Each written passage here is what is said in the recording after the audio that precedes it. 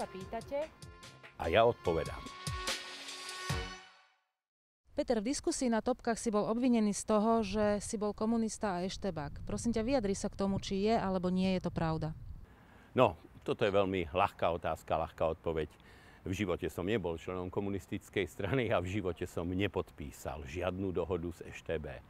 Samozrejme, okrem toho, že som nebol eštebáčisko, ako tam bolo napísané, a komunista, som teda zároveň nikdy nebol, ani nebudem, agentom CIA, ani Mossadu, ani nie agentom Georgea Sorosa, ani nedostávam judášske groše z Tel Avivu.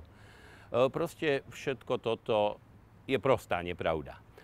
A pokiaľ ide o to rodinný pôvod, rodiny, z ktorej pochádzam, môj komunistami zlikvidovaný starý otec, biskup evangelickej cirkvi a profesor teológie na Bohosloveckej evangelickej fakulte, by bol iste dostačujúcou príčinou na to, aby som neslúžil režimu, ktorý ho zlikvidoval.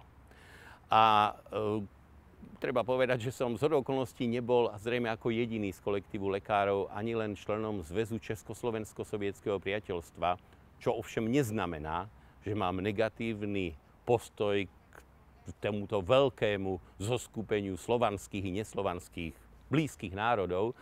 A ako ten, ktorý nemal rád komunizmus, som zároveň paradoxne, keďže 8 dní predtým, ako som nastúpil na strednú školu, prišli osloboditelia na tankoch zachrániť nás pred sebou samými, som napriek tomu miloval ruštinu a dodnes ju mám veľmi rád a vždy som dokázal oddeliť súdruhov z Kremľa od Puškina, od Pasternáka, od Dostojevského i od Alexandra Solženicina. A musím teda povedať, že jedna vec je zachovať si istý postoj a druhá vec je stať sa fanatikom.